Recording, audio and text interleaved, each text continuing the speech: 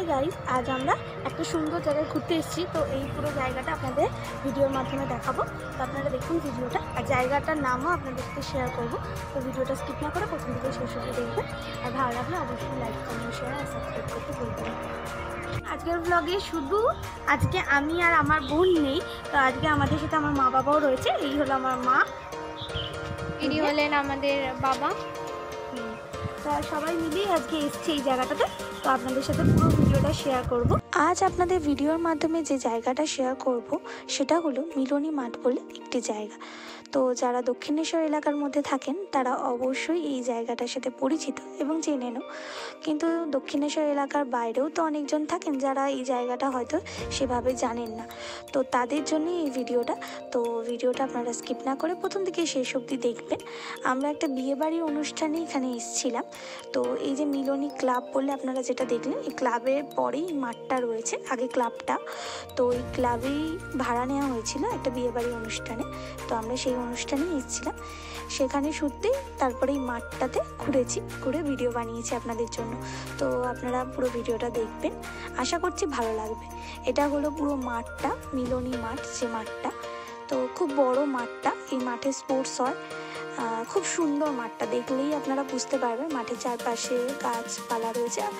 আর একটা জিনিস যেটা আমরা দেখলাম, যে মাঠটা খুবই পরিষ্কার, মানে একটা পর্যন্ত মাঠে কেউ প্লাস্টিক বা নোংরা মানে কিচ্ছু ফেলেনি, এরকমই মাঠটা পুরো পরিষ্কার, দেখেই বুঝতে পারছেন এখানে খেলাধুলা হয়। একটু এগিয়ে গেলে চারটে মন্দির পড়ে। এই মন্দিরটার নাম চার মন্দির, অর্থাৎ চারটে শিবের মন্দির রয়েছে বলে এই মন্দিরটাকে চার মন্দির বলা হয়। তো চারটে শিবের মন্দির রয়েছে, খুব সুন্দর মন্দিরগুলো। আর সাইডের দিকেই রয়েছে গঙ্গা, আর বড় শিবের মূর্তিও রয়েছে। চারপাশটা খুব খোলামেলা আর খুব সুন্দর। তো ভাবলাম যে ভিডিওর মাধ্যমে এই জায়গাটা আপনাদের সাথে শেয়ার করি, তো আপনাদেরও ভালো লাগবে। এই জায়গাটা সত্যি খুব সুন্দর, চারপাশের পরিবেশটাও খুব সুন্দর।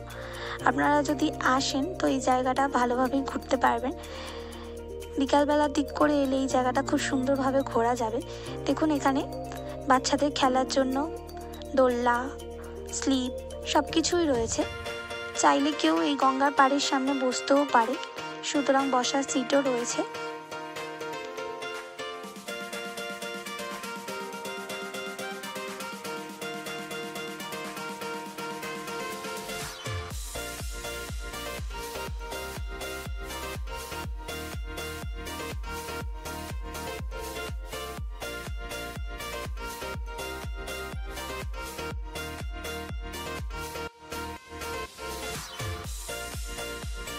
মিলনী মাঠটি সকাল 6টা থেকে দুপুর 1টা পর্যন্ত খোলা থাকে, আবার দুপুর 3টে থেকে সন্ধ্যে 7টা পর্যন্ত খোলা থাকে। তো এই সময়ের মধ্যে এলে আপনারা এই মাঠটি সুন্দরভাবে ঘুরতে পারবেন।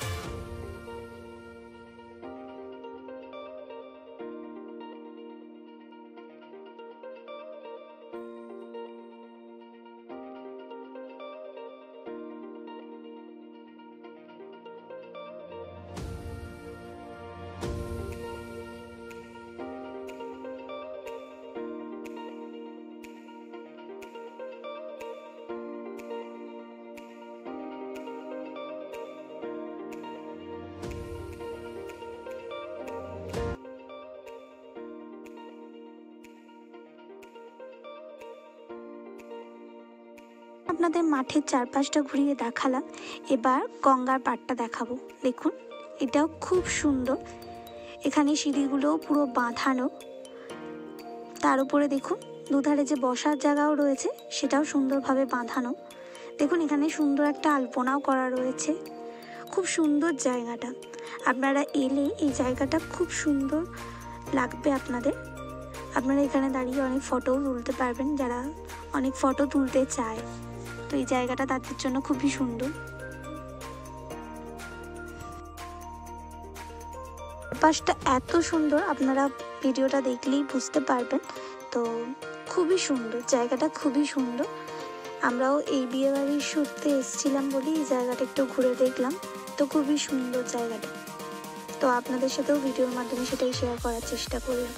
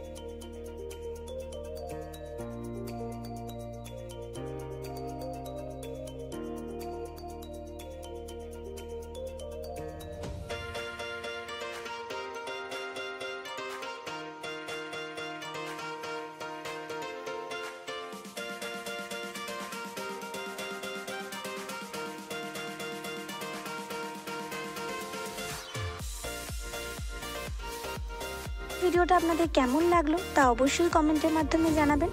আর এই রকম সুন্দর সুন্দর ঘুরতে যাওয়ার জায়গার যদি সন্ধান পেতে চান তাহলে সেটাও অবশ্যই কমেন্টের মাধ্যমে লিখে জানাবেন।